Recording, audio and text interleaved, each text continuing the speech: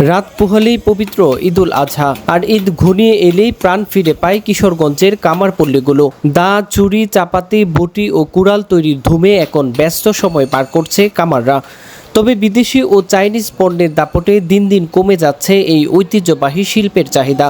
তারপরও কুরবানি মৌসুমকে ঘিরেই লোহা পেটানোর টুংটাং শব্দ আর আগুনের ঝলকে মুখর হয়ে উঠেছে একরামপুর, মুরুগমহল ও বড়বাজার এলাকার কামারপল্লীগুলো। সারা বছর তুলনামূলক অলস সময় কাটলেও কুরবানির ঈদকে ঘিরেই জমে ওঠে তাদের কাজ। কেউ নতুন দা, চুরি তৈরি করছে, কেউ আবার পুরনো সরঞ্জাম ঝালাই ও ধার দিচ্ছে। কুরবানির পশু জবাই ও মাংস কাটার প্রয়োজনীয় সরঞ্জাম কিনতে দোকানগুলোতে ভিড় করছে ক্রেতারা। আমাদের বড়বাজার কিশোরগঞ্জ গুস্তের দোকান পুরান থানা আছে। আমাদের বিভিন্ন কাজ থাকে ঈদের দিন, যার ফলে এই জিনিসগুলো নিয়ে এসেছি মেরামত করার জন্য। কিশোরগঞ্জ সদর উপজেলার কাতিয়ারচর এলাকার মোহাম্মদ রুবেল মিয়া প্রায় 25 বছর ধরে এই পেশার সঙ্গে জড়িত। তিনি বলেন, বিদেশি ও চাইনিজ পণ্যের দাপটে স্থানীয় কামার শিল্পের চাহিদা কমেছে। পাশাপাশি লোহা ও কয়লার দাম বাড়ায় উৎপাদন খরচও বেড়েছে। আমরা এক সময় ছাইরে দিলাম কাজটা, ছাইরে দিই না করে বাপ দাদার আমলে করছি, দাদাই করছে, বাবা করছে, ভাইয়াচারি করছে, আমরা করতেছি। আমি তো এটা প্রায় 25 বছর ধরে যাবত করতেছি, প্রায় 25 বছর ধরে করতেছি। আর আমি তো মনে হয় যে কামরা ছাড়া আর অন্য কাজ করতাম না, আমার সম্ভবও না। এই কারণে এটা মাঝে বাজ্য লইছি। আর বিষয়টা হচ্ছে কি, আধুনিক যে জিনিসগুলা, আধুনিক যে জিনিসগুলা, এইগুলো তো মনে হচ্ছে আর আমরা কেনার মতন তো টেবিল নাই।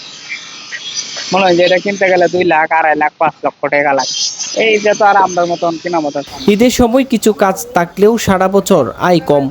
সরকারি সহযোগিতা পেলে এই শিল্প আবারও ঘুরে দাঁড়াতে পারে বলে আশা করছেন তিনি। জেলা সমাজসেবা কার্যালয়ের সহকারী পরিচালক শহীদুল্লাহ জানান, কামার কুমারদের দক্ষতা উন্নয়নে সমাজসেবা বিভাগের পক্ষ থেকে প্রশিক্ষণ ও আর্থিক সহায়তা দেওয়া হয়েছে। কামার কুমার এবং এরকম আর অন্যান্য পেশাজীবী যারা আছে তাদেরকে আমরা 6 মাসের একটি প্রশিক্ষণ দিয়েছি।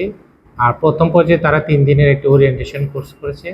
পরবর্তীতে তাদের দক্ষতা বৃদ্ধির জন্য তাদেরকে তাদের প্রশিক্ষণ সেন্টারটাকে আমরা একটা ওয়ার্কশপ হিসেবে আমরা মনে করি যে সে একজন উস্তাদের কাছ থেকে এই কাজটি শিখেছে। এবং আমরা সরকারিভাবে তাদেরকে টোয়াই প্রজেক্টের মাধ্যমে তাদেরকে একটি সনদপত্র প্রদান করা হয়েছে।